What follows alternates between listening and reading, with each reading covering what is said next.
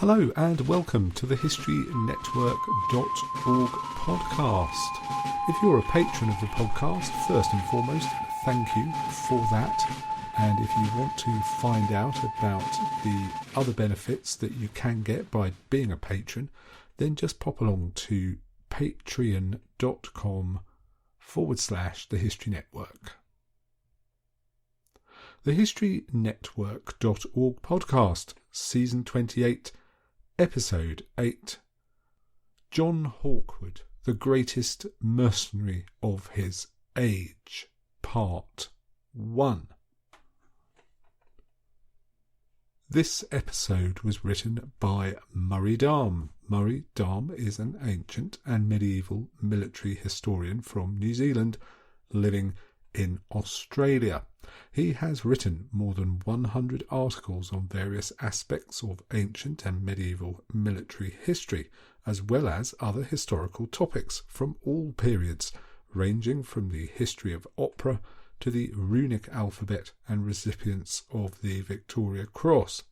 He is the author of Combat 40, Macedonian Phalangite versus Persian Warrior, Alexander confronts the Achaemenids, 334 to 331 BC, from Osprey Publishing. He is a regular on the Ancient Warfare podcast. The greatest mercenary commander of the 14th century, inspiration for historians, poets, novelists and playwrights, John Hawkwood is a name everyone should know. 14th century Europe was plagued with incessant warfare. The 100 Years' War began between France and England in 1337 and would last until the middle of the next century. Other conflicts engulfed various parts of Europe as well, especially in Italy, where Sir John Hawkwood would make and maintain his name. It was a time when mercenaries could make both a living and a reputation for themselves by plying their craft on foreign fields. John Hawkwood, second son of his father, entered this world and became the most famous mercenary of his time, remaining at the forefront of the mercenary trade for 30 years. Various origins for John Hawkwood have been proposed, from peasant to tanner to wealthy landowner. This last option seems to be the most likely, but is also the least romantic version.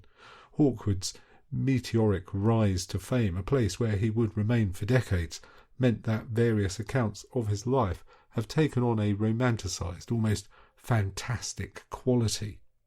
We have no exact date for his birth in Essex, but it is usually placed around 1320, since he died in 1394. The earliest his birth date is placed allows for arguments regarding his early entry into the mercenary world. He is described as an old fox in 1363, which might be admissible for a man in his 40s. Life expectancy was generally mid to late 30s. There are several descriptions of Hawkwood's appearance, although none are contemporary. The details sources give may not be reliable. One states he had straight chestnut hair, another that it was frizzy and curly. We also get details that he was heavy-set, a young ox in the shoulders, had large calculating brown eyes and heavy brows, with a long, irregular and pointy nose. Another source states that he had thin and nervous lips. We do, however, have the fresco by Paolo Uccello in the cathedral in Florence, which is probably the closest we can come to an accurate portrait. Uccello probably used an earlier portrait which may have dated to Hawkwood's lifetime. John's elder brother would inherit his father's estate, and so John needed to find a livelihood. Hawkwood had left home by 1341, the year after his father's death. There is firm evidence that he was in London as a tailor soon after, although some historians reject this idea. In Italy he was known as Giovanni Acuto, acuto meaning cunning or clever. and this led to the translation John Sharp, which some think is related to the tailor story. There certainly were other tailors who became mercenaries. Soon after his arrival in London, however, Hawkwood abandoned his trade and joined the throngs of soldiers departing for King Edward III's wars in France. Since Hawkwood became such a prominent and accomplished mercenary captain, this has led to ideas that he took up this vocation at the earliest possible moment. It is possible that Hawkwood joined a later expedition, and the following years would offer ample opportunities to become a mercenary. One tradition is that Hawkwood joined Edward's army as a longbowman. This association places him at the crux of the most important military revolution of the period. Edward's use of divisions consisting of longbowmen mixed with men-at-arms was the cause of his success. There is no direct evidence of Hawkwood's serving as a longbowman, however, and nothing in the family history indicates that he would have been trained in its use. He also showed no favouritism for the longbow later in his career.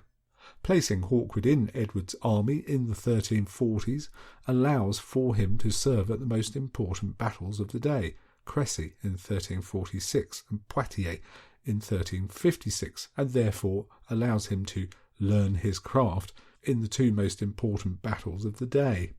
Some historians place him in the vanguard at both battles and argue that he learnt his lessons there, lessons he would later put into practice in his own battles. Long story short is that we cannot know if Hawkwood was in the army of Edward at Crécy and or Poitiers. It is possible, and may even be considered probable, but the certainty with which some authors write of his presence is unwarranted. Some authors claim that Hawkwood was knighted by the English commander Edward, Prince of Wales, at Poitiers. We know that Sir John Hawkwood was indeed knighted, but when and by whom are unknown, and his name is not listed in the honours bestowed after Poitiers. We finally come to a piece of concrete evidence for the career of Hawkwood in 1359, when groups of unemployed soldiers became mercenaries. In May 1360, the Treaty of Bretigny was signed, which brought an end to hostilities between England and France. It also meant that mercenary bands were forced to join together into what became known as the Free Companies.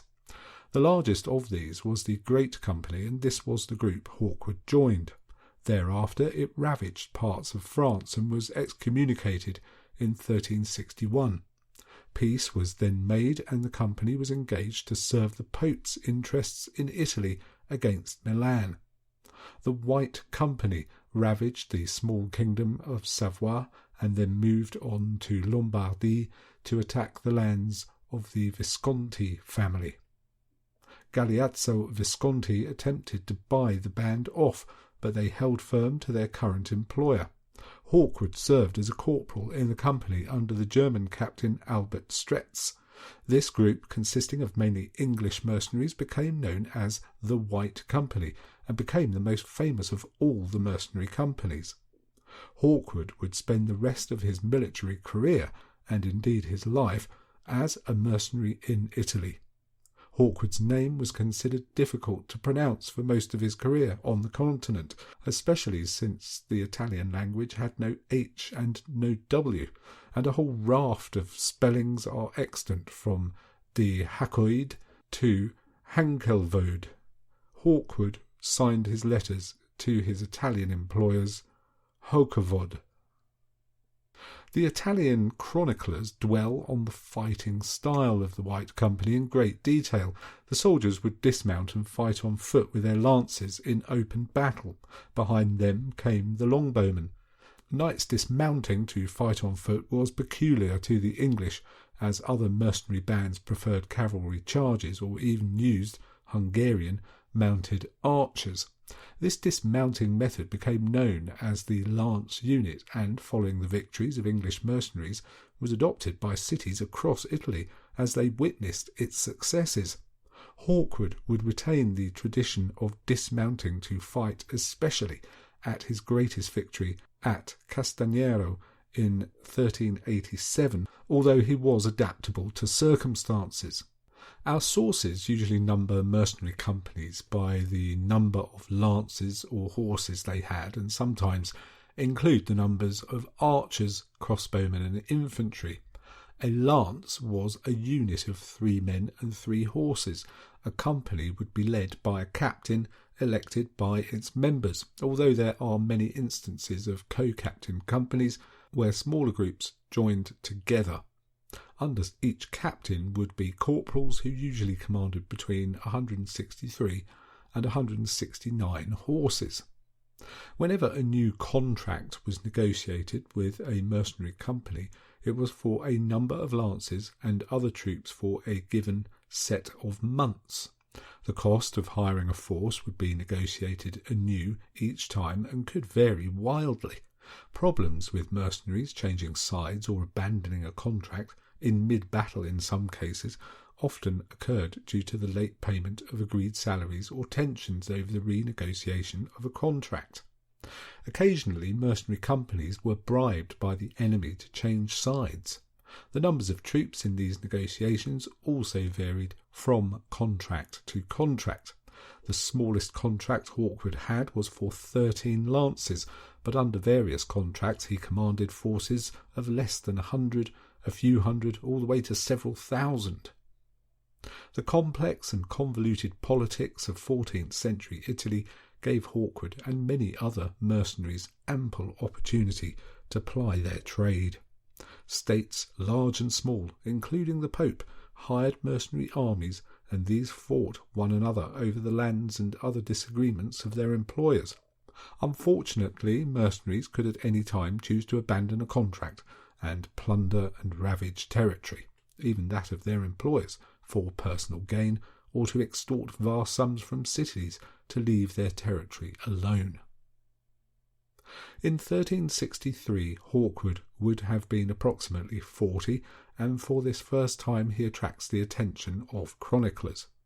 The city of Pisa hired the White Company for the exorbitant fee of 10,000 florins a month, although the intervention of the White Company turned the war in Pisa's favour. Initially, Sturz still commanded them, but the Pisans elected Hawkwood captain of war, the overall commander, later in 1363.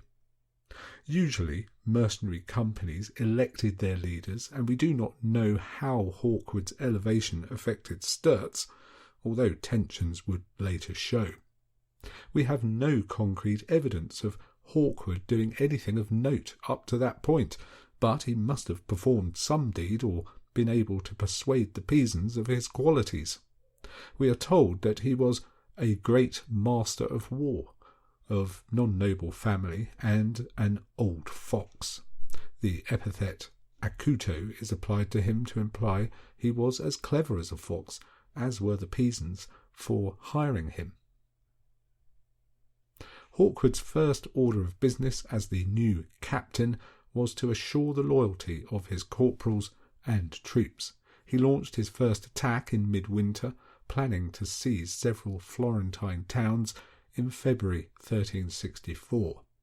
The weather, however, was atrocious, and he was forced to retreat. On May the 1st, Hawkwood's forces attacked Florence and reached the city walls.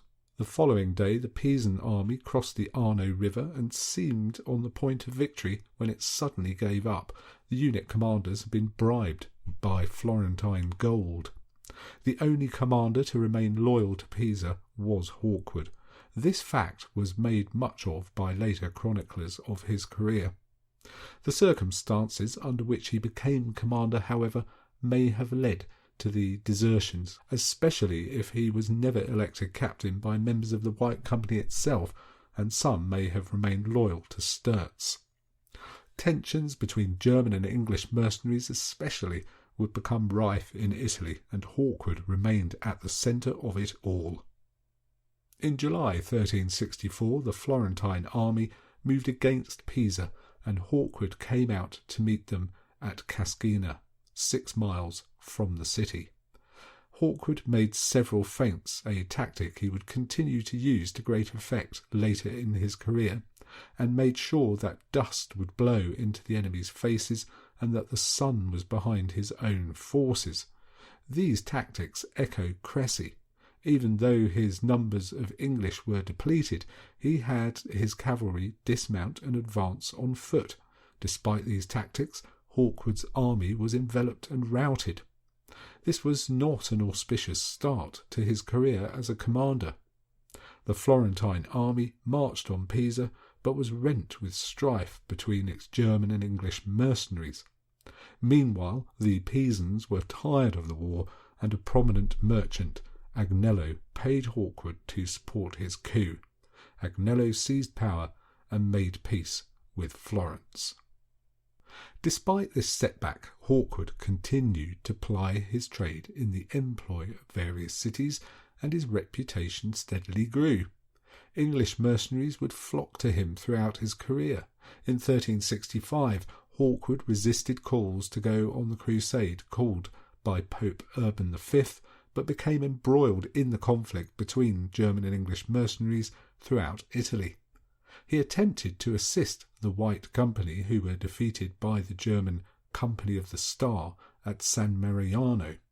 Many of the defeated fled to Hawkwood, but the White Company ceased to exist. The Florentine mercenaries, the Company of the Star, and those mercenaries in the employ of the Pope now converged on Hawkwood and the remaining English in Italy, with the intent of eliminating them. This new company, led by Hawkwood, was joined by men coming from as far away as France, and it took the name the Company of St. George. With few allies left in Italy, it comes as no surprise to find that this new company did the bidding of the Visconti family of Milan, especially when the traditional enemy of the Viscontis was the Pope. The appeal of Hawkwood's new company was immense, and it soon swelled to 7,000 horses under 43 corporals. Each corporal commanded 163 horses.